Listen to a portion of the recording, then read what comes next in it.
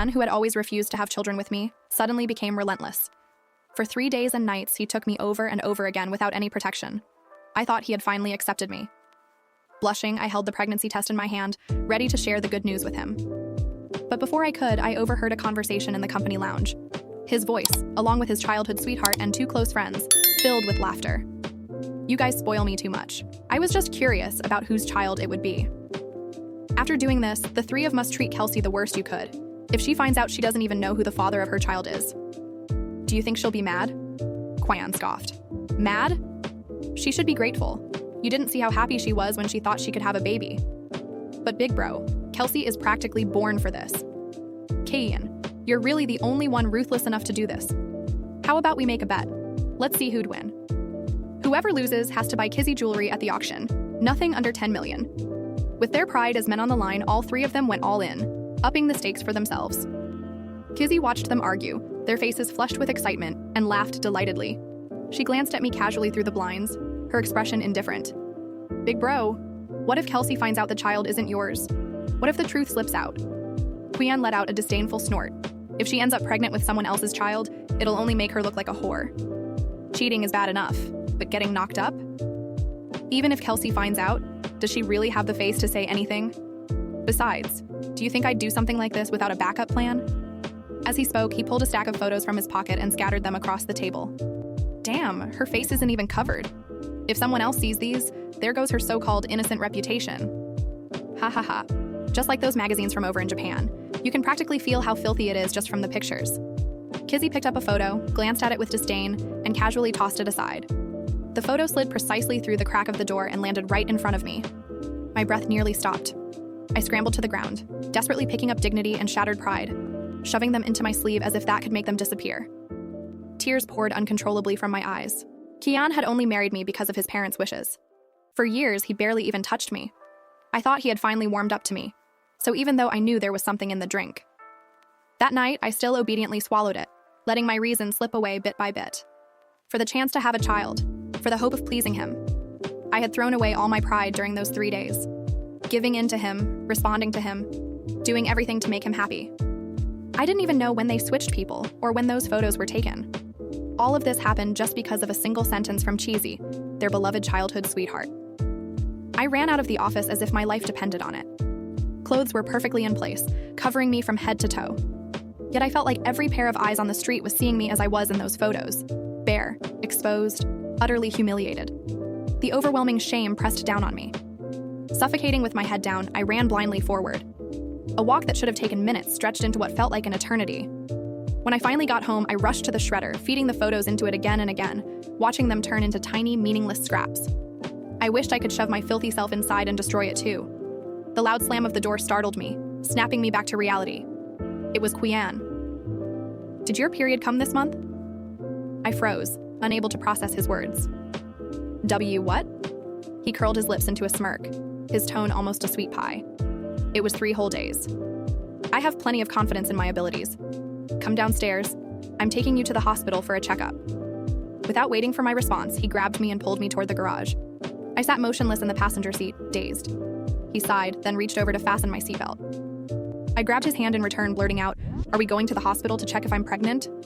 Do you really want to have a child with me?" He ruffled my hair, his eyes so gentle. They seemed almost so tender, so loving. What kind of silly question is that?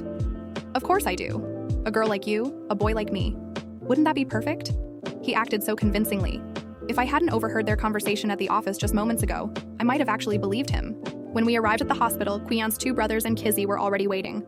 The group eyed me with ill intentions. The 2 men's bare, lingering gazes sent shivers down my spine. Kean pulled me behind him. "They heard you might be pregnant, and they came to congratulate you." The test was quick, and just like my own test. It confirmed it. I was pregnant. Kean held the report, his expression unreadable, but Kizzy's displeasure was obvious. He looked up at the doctor. "Can we do a paternity test now?" The doctor glanced between Kean and me several times before replying, "It's only been 3 weeks." "It's possible, but generally we don't recommend it." He interrupted in a low, firm voice.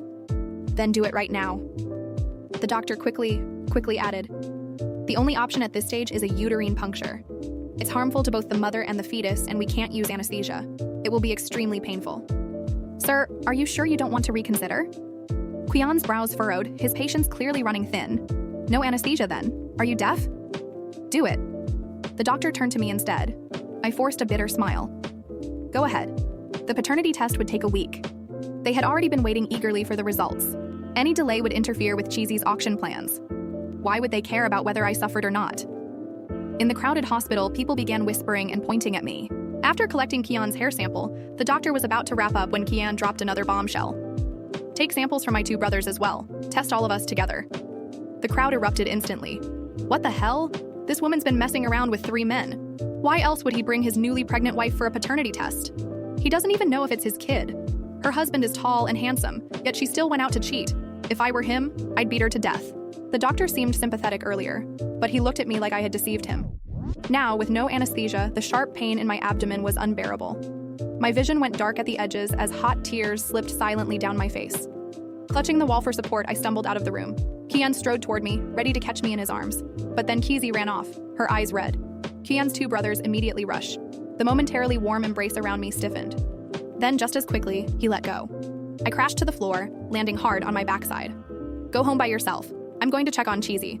With that, he turned and ran after Keezy. That's right. He ran to her. The bystanders who had been watching the drama unfold snickered at my pathetic state. Their eyes filled with glee at my humiliation. Considering she opened her legs for anyone, it's no wonder her husband ran off with someone else. Hey, gorgeous. Drop me your let's talk. How much for a night? I can definitely afford you. She needs money. Please call her once, and she'll jump right into your bed for free. Clutching onto a railing, I slowly pulled myself up. Head down, I stared at my feet, forcing myself to move forward step by step. By the time I finally got a cab and made it home, the sky had already turned dark. Gasping for breath, I clutched the doorknob. The moment I pushed the door open, a thick, humid scent of intimacy hit me in the face. Kizzy and Cian's tangled moans and the sound of fabric tearing nearly pierced my eardrums.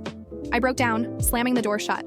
Sliding down against the wall, I hugged my head, curling into myself as despair swallowed me whole. Enough. I've had enough. I don't want to hear it, not a single word. I had no idea how much time had passed before the door creaked open again. The soft sound of running water drifted in from the bathroom. Kizzy stood there, dressed in something skimpy, her face flush. Faint red marks dotted her slender neck. She leaned against the doorframe with a smug air, looking down at me with pure disdain. Her voice was laced with venom as she said, throwing yourself at Kean so persistently, you're also desperate to have his baby. Do you even hear yourself? Since you're so eager to spread your legs, does it feel good now? One word from me and all 3 of them could have their way with you. Maybe next time I'll just dump you on the street and see how long you last. She took a step closer, forcing me back. Even if Kean marries you, so what? You think that means you've won? His heart belongs to me. Have you ever seen the way he looks at me when he's really lost in the moment? Face it, you're just something he uses when he's bored. Her red lips moved, her white teeth flashing with every spiteful word, but all I could see was the jealousy distorting her face. A bitter laugh rose in my throat. Violated by 3 men, shattered, left in ruins. And yet she was the one who's jealous. No, what she was really jealous of is my 1 in 3 chance of carrying Kean's baby. The thought made me place a hand on my stomach out of reflexes. I didn't expect such a small movement to set Cheesy off. You think you have something to be proud of? Carrying some bastard when you don't even know who the father is? Do you even deserve to act smug? Worried Kean might hear, I forced myself to play dumb. Kizzy, what are you talking about? I don't understand. I have no idea why Kean wants to get a paternity test, but I know for sure this baby is his. That set Kizzy's jealousy into a spiraling rage. Who said you could have his baby? Who gave you permission? If I can't give him a child, then neither can you. With that, she raised her hand and shoved me hard. My heel caught on the edge of the stairs, and before I could react, I tumbled backward. My vision spun, pain exploding through my body. Worst of all, a sharp, searing agony in my stomach. Hearing the commotion, Kean rushed out. Before I could even gather myself, Cheesy dramatically collapsed onto the floor, wailing. Kelsey, I came over to help. Since you're pregnant and this is how you treat me, did you really have to hit me? Why would you throw yourself down the stairs? Are you trying to frame me? I swear I didn't do anything. Kelsey, why are you doing this to me? Then, as if just noticing Kean, she sniffled and put on a show of concern for me. Kean, don't worry about me. Go check on her first. She fell down by accident. Cian's gaze flicked over to the red marks on Kizzy's exposed skin, and for a split second, guilt flashed in his eyes. He quickly pulled off his jacket and draped it over her. Kizzy, are you hurt? I'll take you to the hospital. I'm fine, just a little sore. But look, Kelsey, have it worse. quiet me a cold glare before scooping Kizzy into his arms, his voice laced with anger. Don't think I didn't hear what happened. Kizzy came here out of kindness? And this is how you treat her? I never realized you could be so petty. I lay there on my eyelids growing heavier by the second. My lips trembled as I tried to explain. No, I didn't. She pushed. Cut the act, Kelsey. Are you really trying to pin the blame on Kizzy? Do you even hear yourself? She's so delicate she can't even open a bottle cap. And you expect me to believe she pushed you? Besides, Kizzy has a good heart. Why would she do something like that? Kelsey, since when did you become this kind of person? With that, Kean carried Kizzy downstairs. As he passed me, he kicked me aside like I was nothing more than trash. If you like lying there so much, then just stay there. Don't get in my way. Kizzy turned her head, flashing me a smug, victorious smile. The sound of an engine roared to life outside, my vision blur fading into darkness. I couldn't let myself pass out despite the killing pain, and my stomach wasn't normal. Kean wasn't coming back for me. I had to take care of myself.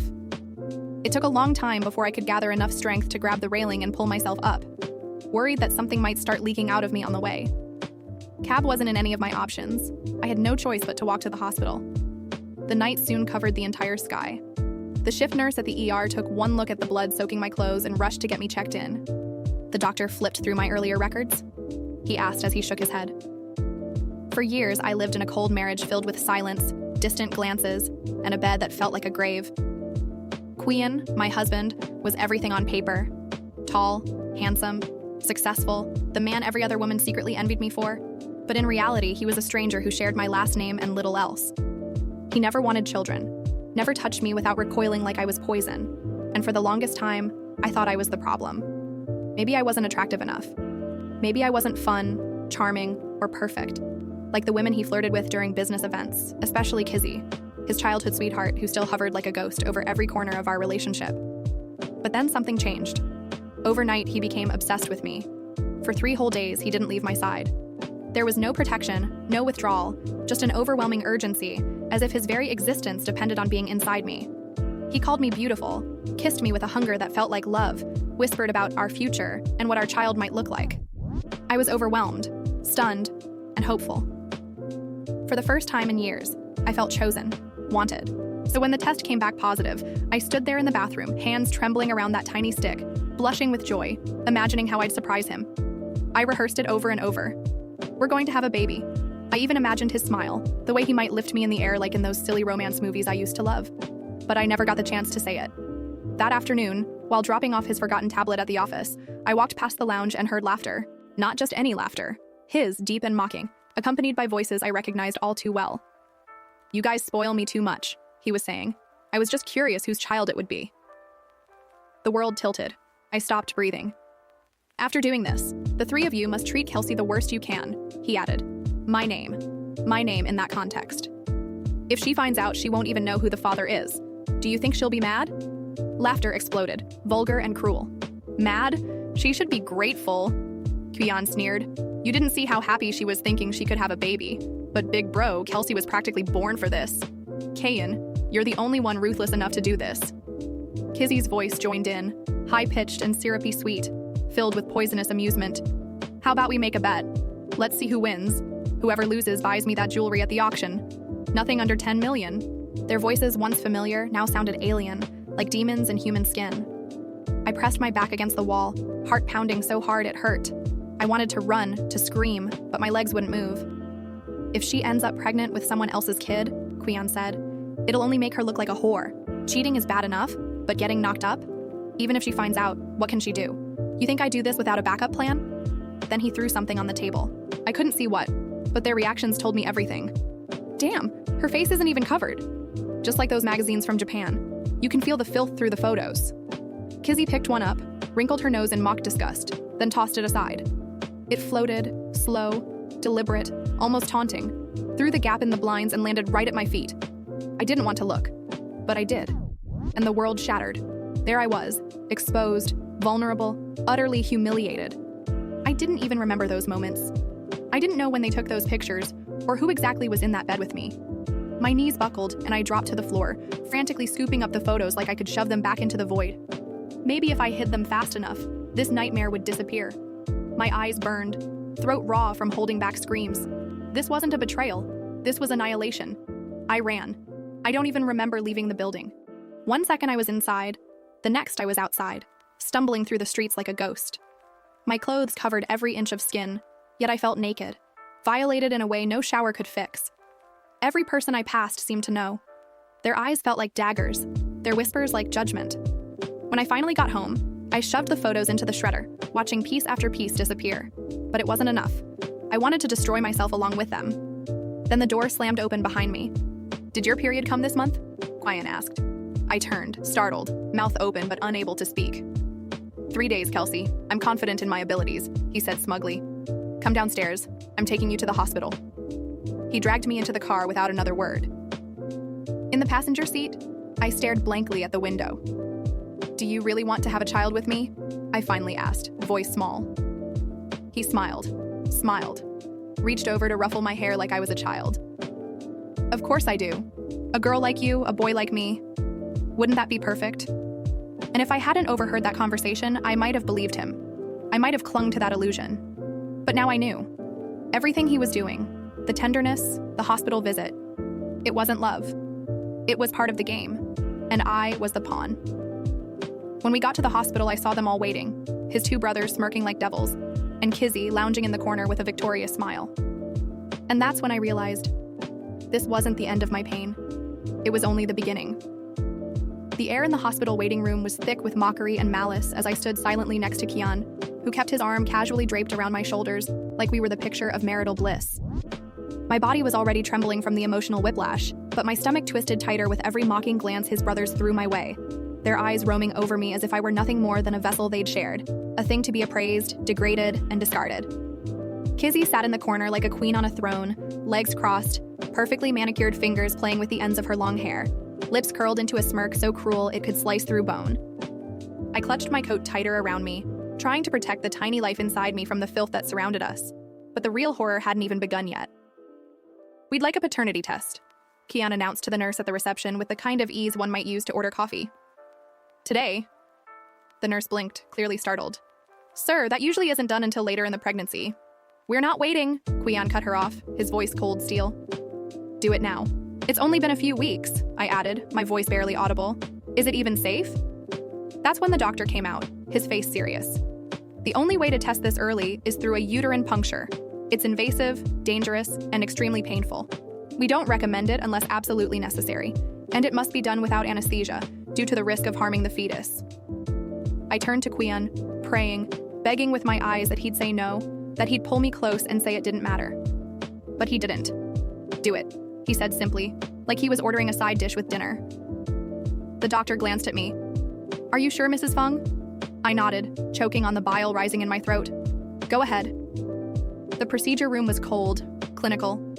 I lay on the examination table, legs in stirrups, eyes fixed on the ceiling as the doctor prepared the needle. My hands trembled, and every instinct in my body screamed at me to run. But I stayed. For the baby, for the truth. The first prick was fire, sharp and sudden, tearing through me like a blade. But that was nothing compared to what came next. As the needle punctured deeper, a hot, searing agony spread through my abdomen, radiating through my spine, my legs, my soul. I bit my lip until it bled, refusing to scream, refusing to give them the satisfaction. Tears poured silently down my cheeks. When it was over, I couldn't move, could barely breathe. My entire body throbbed with a pain so consuming it left me hollow. The doctor collected Kean's hair sample next, and I thought that was it. But Kean wasn't finished. Take samples from my brothers too, he added coolly. Test all 3 of us. A gasp rippled through the room, then chaos. Nurses whispered, the doctor looked stunned, and I could hear voices outside the door rising in disbelief. Did you hear that? All 3? What kind of woman doesn't even know who the father is? She must have slept with all of them. What a slut. If I were her husband, I'd throw her out on the street. Their words stung worse than the needle had, each syllable a lash against my skin. I sat up, clutching my coat around me, and stumbled into the hallway. Blood was seeping through my clothes. I leaned on the wall for support, everything spinning. Kean moved toward me, arms outstretched like he was going to help, but then Kizzy let out a dramatic sob and ran down the hallway. His brothers followed instantly, shouting her name like she was the one in danger. Kean hesitated. For one moment, one brief, flickering moment, his hand hovered in the air, eyes locked on mine. Then he turned and ran after her. I collapsed to the floor, the world dimming around me. The crowd that had gathered didn't offer help. They gawked, whispered, laughed. One man even leered and said, "Hey, sweetheart, if you're that easy, maybe I can be the next contestant." Another chuckled and added, "She probably charges by the hour now." The shame was unbearable. I gathered what little strength I had left and forced myself up. I caught a cab home, though I don't remember getting in or out. My body moved on autopilot, numb, broken. When I opened the front door, the smell hit me first. A humid, musky stench of sex and sweat that clung to the walls like poison. Then I heard it. Moans, breathless and sharp, fabric tearing. I didn't need to see. I knew. My knees gave out. I slammed the door shut and slid to the floor, pressing my hands over my ears. I curled into myself, trying to block it out, trying to disappear. Time lost all meaning. I don't know how long I stayed like that. Eventually the sound stopped. Water ran from the bathroom. Then the door opened, and there stood Kizzy, wrapped in one of my robes, skin flushed, hickeys blooming like violets on her neck. "You really thought spreading your legs would make him love you?" she mocked, stepping closer. "Do you feel good now carrying some bastard's kid? Do you think that's something to be proud of?" Her voice was venom. "You'll never win. He'll never love you. And if I can't give him a child, neither will you." Her hand shot out, shoving me hard. I stumbled backward, heel catching on the edge of the stairs, and before I could scream, I was falling into pain, into blackness. But I wasn't unconscious. I felt everything. The hard impact, the agony in my abdomen, the warmth between my thighs that wasn't warmth at all. Kean came running, but not for me. Kizzy was already putting on her show, crying, acting wounded, accusing me. She pushed me. I tried to help her, and she attacked me. I swear I didn't do anything. And Kean believed her. Of course he did. He picked her up gently, wrapped her in his coat, whispered comforting words. Then he looked at me with disgust. "You really are pathetic," he spat. "Lying there like trash. Stay out of my way." He walked past me, and with one final deliberate kick to my side, left me broken at the bottom of the stairs. But even as my vision dimmed, even as pain swallowed me whole, I knew one thing. I wasn't going to die. Not like this. Not quietly. Not without fighting back. The sharp ache in my back was nothing compared to the searing pain in my stomach, which felt like it was being torn apart from the inside out. Every breath a battle, every second a punishment. The fall had left me sprawled on the cold marble floor, unable to move, blood slowly pooling beneath me like a silent accusation. I tried to speak, to call for help, but my voice came out as a rasp, drowned by Kizzy's pitiful wailing echoing from above. She played her role like an actress born for tragedy, staggering down the steps with a tear-streaked face and trembling hands, collapsing dramatically at the landing as if she were the one who had been assaulted. "Kelsey," she sobbed, loud enough for the entire neighborhood to hear. "I came here out of kindness, because you're pregnant, and I thought you might need help. And this is how you treat me? You pushed me. I don't know what I did to deserve this." Then, as if she remembered she wasn't alone, she peeked over at Kean, who had arrived moments earlier but didn't rush to me, didn't check if I was alive. No. His gaze was fixed on Kizzy, his expression unreadable, maybe even concerned. "Go check on her," she sniffled, pointing delicately at me. "Please, don't worry about me." And he did. He walked right past me, his own wife, bleeding and possibly miscarrying, and helped her sit down on the couch, wrapping her in his coat, brushing hair from her face. "Are you hurt, Kizzy?" he asked, his voice laced with emotion.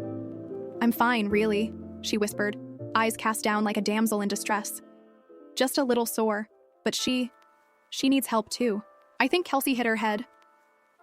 For a second, just 1 second, I saw something flicker in his eyes, hesitation, maybe guilt. But it disappeared as fast as it came. When I tried to sit up, he snapped at me. "Don't think I didn't hear what happened. Kizzy came here because she cares, and you attacked her? I never realized you could be so petty, Kelsey." My lips trembled, and I tried to explain, my voice hoarse. "No," she pushed. "Cut the act," he growled. "You're trying to pin this on her? She's delicate. She can't even open a bottle cap. You expect me to believe she shoved you down a staircase?" He leaned closer, eyes dark and full of something that almost looked like hatred. "Besides, Kizzy has a good heart. She'd never do something like that. Since when did you become this kind of person, Kelsey?" His words cut deeper than the fall. As he turned away, I reached out instinctively, desperate to be heard, to be believed, but he kicked my hand aside like I was trash on the street. "If you like lying there so much," he hissed, "then just stay there. Don't get in my way." Then he lifted Kizzy into his arms and carried her down the stairs like she was a princess in distress, not the snake who had just tried to kill his unborn child. Kizzy peeked over his shoulder, her face flushed with triumph, and gave me a wink so smug it made my skin crawl. The front door slammed shut behind them, and silence fell over the house, except for the throbbing in my ears and the wet sound of my own breathing. I lay there for a long time, too stunned to cry, too weak to move. My vision blurred, and for a moment I thought I might pass out. But I couldn't. I couldn't let go. Not now, because something felt wrong inside me. Terribly, terribly wrong. I clutched at my belly, and my fingers came away red. Panic surged through me. No, not the baby. Please, not the baby. With every ounce of strength I had left, I pulled myself upright, gripping the railing with blood-slicked hands. Every step hurt. Every breath was agony. The world tilted around me, and I stumbled into the wall more than once. But I didn't stop. I couldn't stop. I had no one to call. No one who'd come for me. Not even a cab was an option. I was just a woman no one believed. A wife branded as a whore. A future mother clinging to hope. I staggered out into the night. The sky was dark and starless, the streets quiet except for the distant hum of traffic. I walked barefoot, my shoes long since lost, the cold concrete biting into my soles.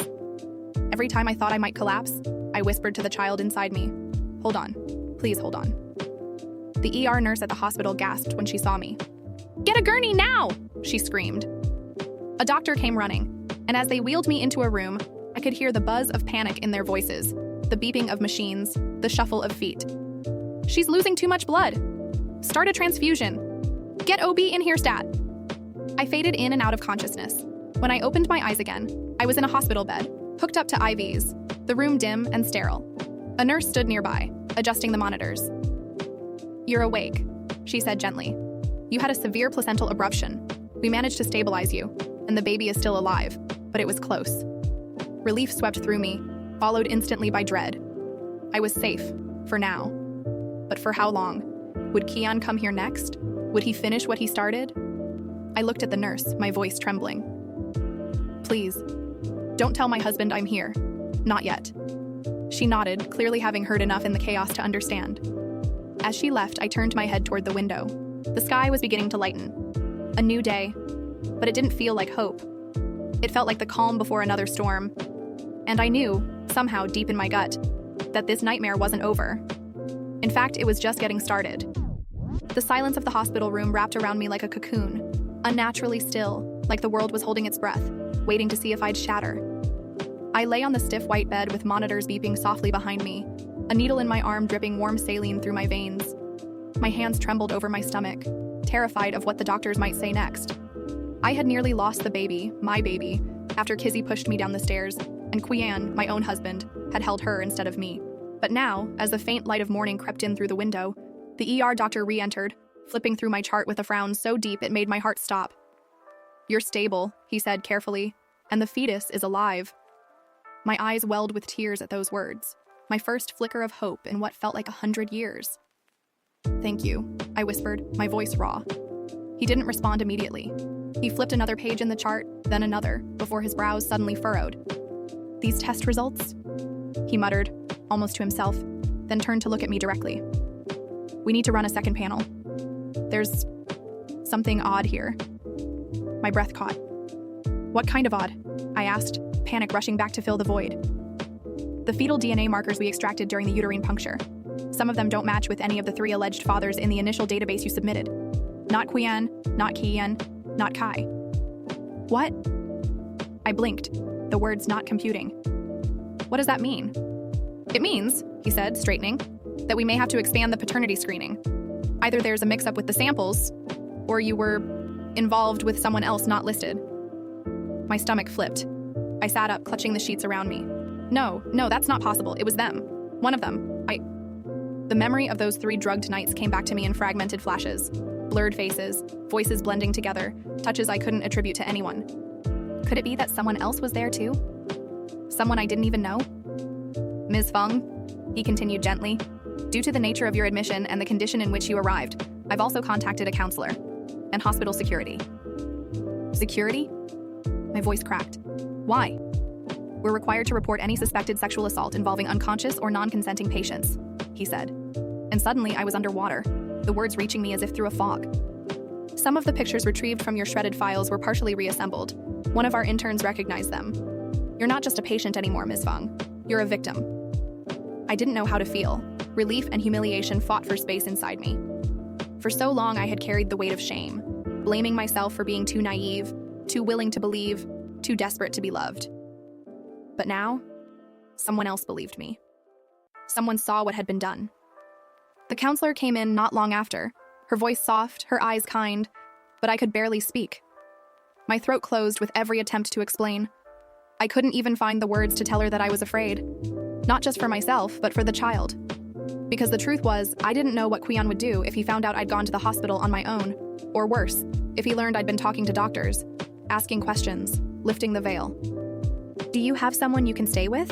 the counselor asked gently. I froze. "No," I whispered. "Not anymore. Would you consider going to a shelter? Somewhere secure while you recover?" I hesitated, torn between fear and pride. But the thought of going back to that house, with them, was unthinkable. "Yes," I said finally. "Please." Arrangements were made swiftly. A discreet car would arrive by nightfall to take me to a secure location. Until then, they moved me to a private room away from the general ward and placed a quiet but unmistakable security guard by the door. But that didn't stop the unease from spreading. I kept imagining Kean barging in, ripping open the door, demanding I return home with him like nothing had happened. I kept imagining Kizzy showing up in some dramatic display, playing victim again, painting me as the ungrateful wife ruining her perfect little family fantasy. But neither of them came. Not that day, not the next. And on the third day, just before I was cleared for release, someone else did. A nurse stepped into the room with a curious expression. "There's a man asking about you at reception," she said. "He said his name is Elias." My heart nearly stopped. Elias. I hadn't heard that name in a decade, not since we were just kids. Inseparable, unstoppable, innocent. He had been my first kiss, my first dream, the boy who made me believe I could be someone worth loving. Then he'd moved away after high school, and I never heard from him again. "Did you want me to tell him you're not receiving visitors?" the nurse asked, but I was already halfway out of bed. "No, let him in." Minutes later, the door opened, and there he stood. Elias hadn't changed much, except now he had the look of a man who had seen the world and survived it. Tired eyes, a faint scar on his chin, and that same quiet intensity that once made me feel seen in a way no one else ever had. He walked in slowly, holding a small stack of papers in his hands, scraps I immediately recognized as the very photos I thought I had destroyed in my shredder. My shame flared hot and unbearable, but he didn't mock me. He didn't flinch. "I've been looking for you," he said simply. "And when I saw your name in a hospital report, I came as fast as I could." I stared at him, unable to speak, emotions clogging my throat. I know what Kean did. I know about the bet. I know about Kizzy. I know everything. "How?" I whispered. He gave me a small, sad smile. "Because I never stopped keeping tabs on you. I never stopped caring. And now that I'm here, I'm not leaving again." I wanted to believe him. I wanted to believe that someone could still care after everything I'd become. But just as I began to reach for his hand, the security guard at the door stepped inside, face pale. "Ms. Fung, I'm sorry. There's a situation at the front entrance. Your husband is here." My blood ran cold. Elias's expression turned to steel. "Don't worry," he said, stepping between me and the door. "I've got you." But the guard added one more thing that made my knees weaken. "He's not alone. He's got a gun." Elias didn't flinch when the guard mentioned Kean had arrived with a gun.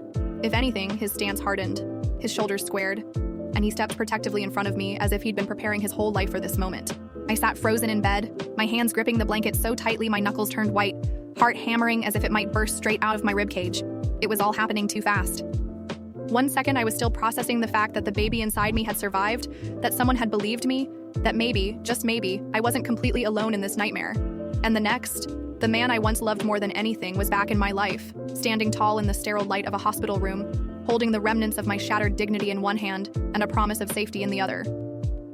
But even that brief flicker of hope was now under siege. "How did he find me?" I whispered, more to myself than anyone else. Elias glanced at the security guard, who looked deeply uncomfortable. "He tracked your admission through the family contact system.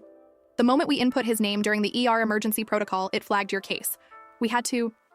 It's the law." I wanted to scream at the world for giving Kean even a sliver of control over me after everything he had done, but my voice died before it left my lips. "You're safe here," Elias said, voice low and firm, as if sheer conviction alone could shield me. "They won't let him near you." But even as he said it, we heard the first crash, glass shattering downstairs, followed by a scream, followed by chaos. The hospital's intercom blared to life. "Code Silver, active threat. All staff initiate lockdown procedures immediately." I felt the blood drain from my face. Elias reached into his jacket and pulled out a phone, his fingers flying over the screen. "I called someone," he said. "A friend who's law enforcement. They're close." "Why are you even here, Elias?" I asked, still struggling to believe this wasn't some fever dream. "You disappeared 10 years ago. You never wrote, never called." "I was 17, he said, his voice cracking. "My parents moved us to another country overnight. No warning. I tried to reach out, but you were gone from social media and your number was disconnected. I didn't find you again until I came across your wedding announcement. And when I saw who you were marrying..." He paused, eyes shadowed. I knew something wasn't right. I've kept an eye on Kean and his family for years. Their corruption, their abuse of power, the way they use people like chess pieces. But when your name appeared in this hospital's intake records, I knew I couldn't stay silent anymore. I stared at him, stunned, my mind reeling. "You've been watching over me all this time?" He nodded. "And now I'm not leaving you again." Another crash echoed through the walls, this time closer, followed by rapid footsteps and shouts. "We have to go," the security guard said. "Now." Elias helped me up gently, his hand warm around my waist, careful not to touch the bruises or bandages. The hospital staff had already evacuated most patients, and now we moved down a back hallway, ducking behind corners, guided by another off-duty nurse with a badge that read, Chloe. The elevators were disabled due to lockdown, so we took the stairs slowly, one trembling step at a time. I winced with every movement, my body still raw from the fall, from the needle, from the terror. When we reached the underground parking level, Chloe pointed to a discreet black car waiting by the emergency exit. "That's your ride," she said. "Go, now." But just as we moved, we heard a voice, his voice, barking commands from somewhere above. "Find her. If anyone tries to stop you, shoot them in the knee." I froze and Elias tightened his grip around me. "Move, Kelsey, now." We rushed to the car, Elias practically carrying me by the time we reached the door. The driver threw it open and helped me in, slamming the door shut behind me. Elias was right behind. As the engine roared to life, I saw a shadow burst through the stairwell door, a silhouette I recognized in my nightmares. Kean, and he had the gun. Our driver didn't hesitate. He hit the gas and peeled away from the curb just as Kean raised the weapon. A loud crack rang out and the rear window shattered, glass flying everywhere. I screamed, ducking instinctively as shards cut into my skin. Elias shielded me with his body. "Go! Go! Go!" he shouted. The car swerved through the hospital exit, tires screeching. I could see Kean growing smaller in the distance, but his voice, his threats, echoed in my head. "You think you can run? You think you can hide? I will find you, Kelsey. You and that bastard child." We drove in silence for several minutes, everyone breathing heavily, shaken but alive. Eventually, the driver turned onto a long dirt road lined with tall trees and fences topped with security wire. "Where are we?" I asked. "Safe house," Elias answered. "Belongs to a friend. No one will find you here." I was too exhausted to protest, too emotionally wrecked to process. Once inside, Elias helped me into a small but warm room. Wood walls, simple bed, soft blankets. I collapsed onto the mattress, my body giving out, but my mind still spiraling. "You said earlier," I murmured, "that you knew who the real father might be." He nodded, sitting beside me, his expression serious. "Yeah. After I saw the photos, I started digging. Your hospital records, the timestamps, the access logs from Kean's company, security footage. I even hacked into their private cloud." "And?" I asked, afraid to hear the answer. "The night they drugged you," he said slowly, "there was a fourth man." My breath caught. "Who?" He hesitated, then said, "Someone Kean owed a favor to, a politician's son. Name's Darren Shu. I don't think you ever even met him." My blood turned to ice. "You're saying he was one of them?" Elias nodded grimly. "I think he paid for access. I think this was bigger than just a bet." My hand flew to my stomach.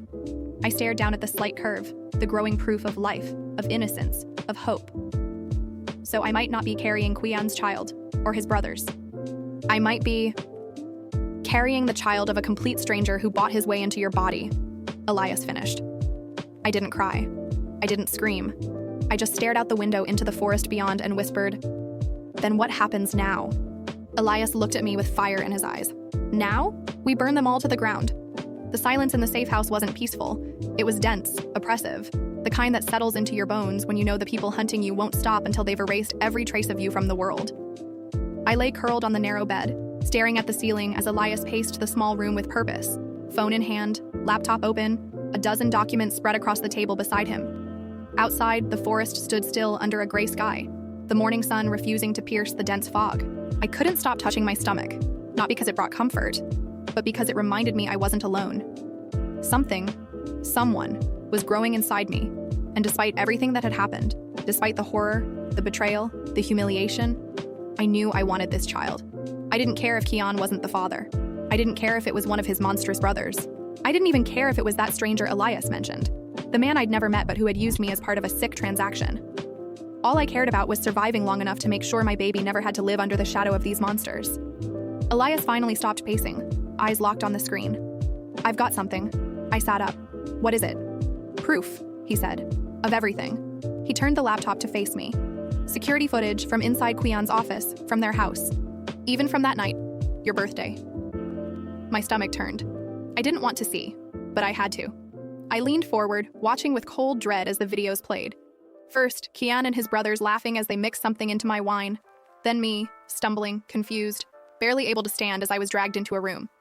The door closed, the lights flicked off, and the footage ended. The next clip showed Kizzy sitting on Kean's lap, flipping through the stack of photos they had taken. "I want these printed," she said with a smirk. "And save some for the auction. Let's see how much they'll pay for a taste of purity." Elias stopped the video. "She tried to sell them, like trophies." I covered my mouth, bile rising in my throat. "I didn't even know what was happening. I don't remember." "That's exactly what they counted on," Elias interrupted gently. "But now we have more than just your word. We have hard evidence. And once we release this, they'll come after me," I whispered. "Harder than before." He nodded. "Yes, which is why we're not going to them. We're going to the only person who hates the Fung family more than you do." I blinked. "Who?"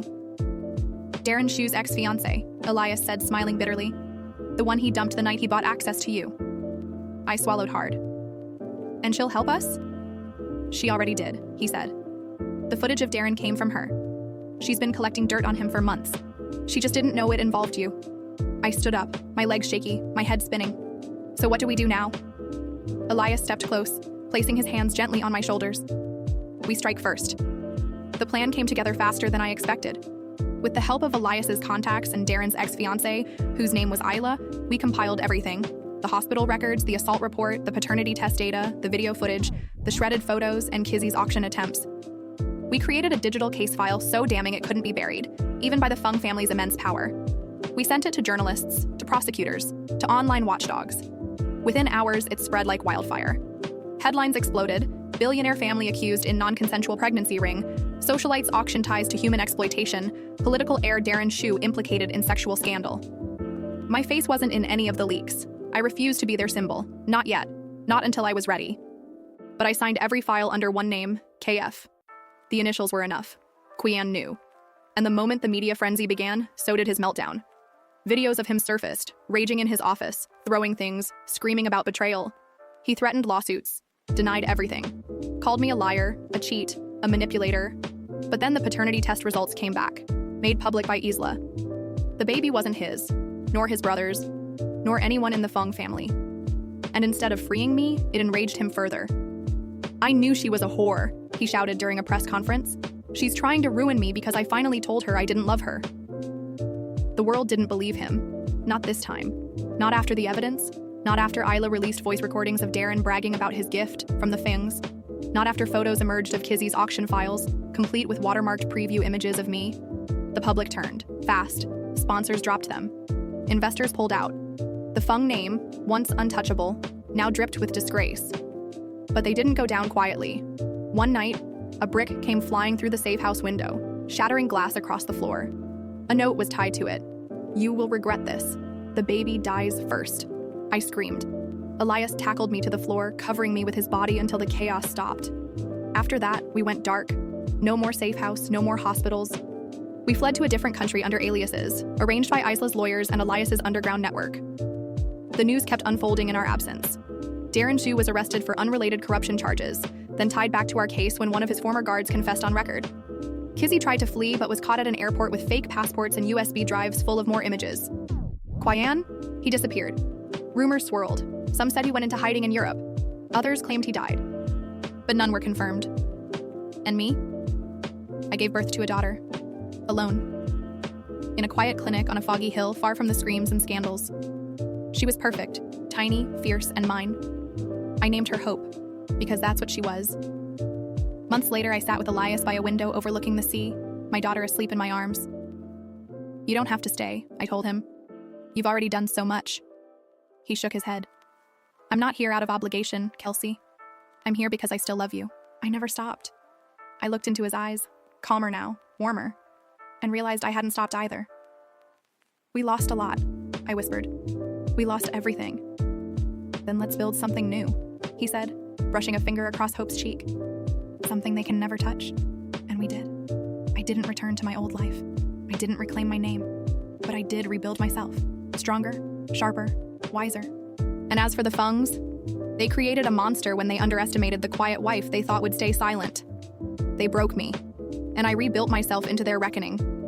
I never looked back.